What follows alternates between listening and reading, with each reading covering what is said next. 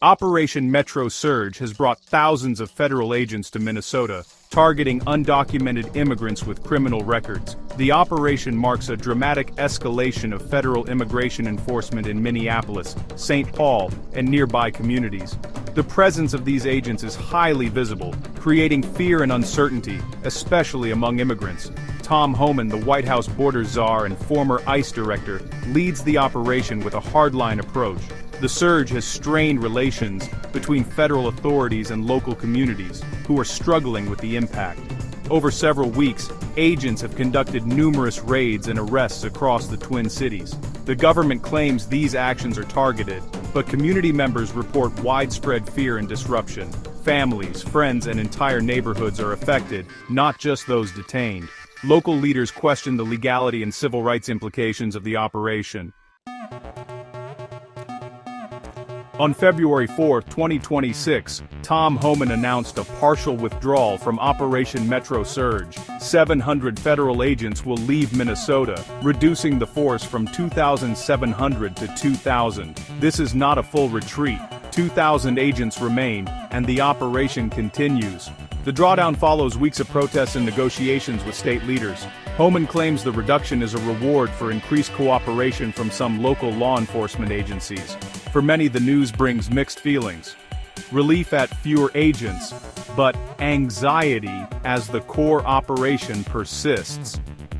The timing suggests the federal government is responding to local pressure, but Homan frames it as a strategic move. The remaining force is still massive compared to normal levels. Families continue to fear raids and deportations. The announcement offers hope for de-escalation, but uncertainty remains. Local leaders and activists see this as only a first step. The future of the operation and the fate of thousands hangs in the balance. The community's demand for a full withdrawal grows louder. Homan set two conditions for a full withdrawal: end the protests and increase local cooperation. He blames demonstrations for making enforcement more dangerous, citing 158 recent arrests for interfering with federal officers. Protesters have set up roadblocks to monitor ICE vehicles, actions Homan calls illegal obstruction. The second condition is local cooperation, especially granting federal agents more access to county jails. Homan links the partial drawdown to what he calls unprecedented cooperation from local officials. He's offering a deal. More cooperation means fewer agents. Resistance means the operation continues. This puts local leaders in a bind, balancing public pressure to end the operation with federal demands for access. The debate centers on whether to compromise local values or face ongoing federal intervention. Homan's message is clear. The path to ending the operation runs through local jails and police departments. Activists and officials are forced to navigate a tense standoff. The community's response will shape the operation's future. The stakes are high for both sides. The struggle over cooperation and protest defines the current moment. The White House touts Operation Metro Surge as a success, claiming 4,000 criminal illegal aliens detained. These numbers are unverified, and local officials demand transparency about who is being arrested and for what crimes. Reports have emerged of aggressive tactics. Agents smashing car windows, threatening bystanders, and using pepper spray on detainees. Such incidents raise serious concerns about professionalism and abuse of power. Critics argue these tactics are meant to intimidate, not just enforce, the law. The operation's approach has eroded trust between residents and law enforcement. Families are torn apart, with children and spouses left behind. The emotional and economic toll on communities is severe. Fear of law enforcement now extends beyond those targeted, affecting the entire community. Many are afraid to seek help from police, worried any contact could lead to deportation. The aggressive enforcement has lasting consequences for public safety and community cohesion. Calls for accountability and restraint are growing louder. The operation's legacy may be defined by its controversial methods. ICE wants local jails to hold people for federal pickup, but many Minnesota officials say this violates state law. Hennepin County Attorney Mary Moriarty argues it's unconstitutional to hold people without a judicial warrant. The sheriff's office refuses, creating a standoff with federal authorities. ICE proposes basic ordering agreements to let jails hold people, sidestepping legal concerns. Critics say this turns jails into deportation pipelines and erodes community trust. The community watches as the legal and moral debate continues. Minnesota's top Democrats welcome the partial withdrawal, but demand a full end to Operation Metro Surge. Governor Walz, Mayor Frey, and Attorney General Ellison call for all 2,000 remaining agents to leave. Their statements reflect intense pressure from constituents and activists. Publicly, they oppose the operation. Privately, Homan claims they haven't directly refused his requests. This creates confusion about the true stance of state leaders.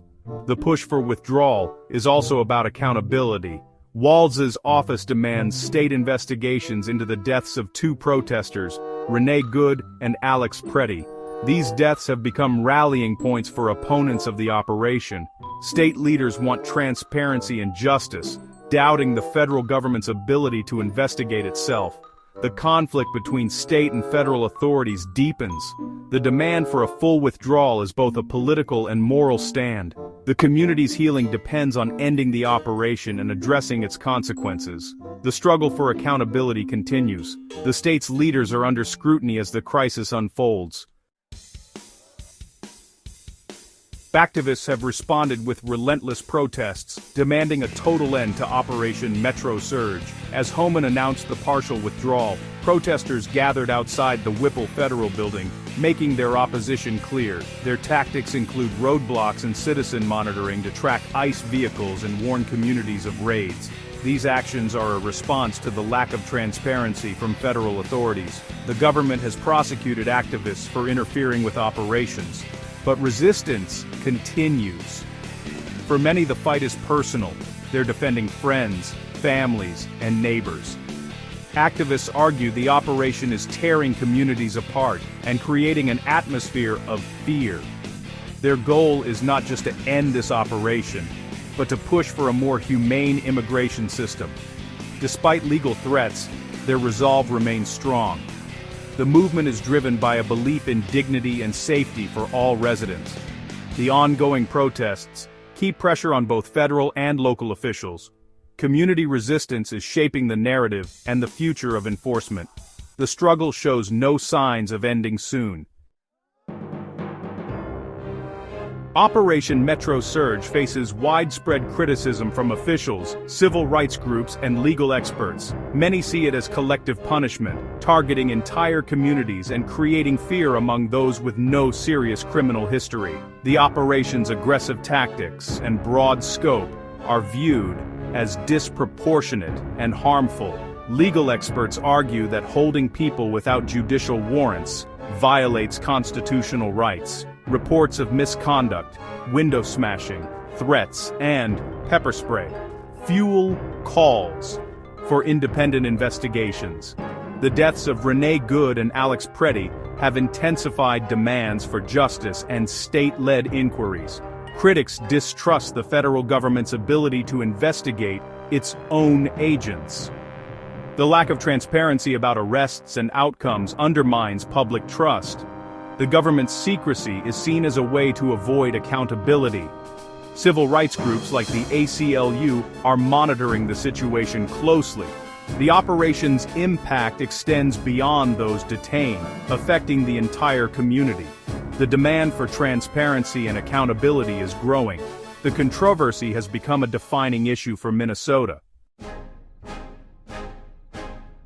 Minnesota stands at a crossroads as 2,000 federal agents remain and the conflict continues. The partial withdrawal hasn't resolved the core issues. Tension and uncertainty persist. The future depends on choices by federal officials, state leaders, and activists.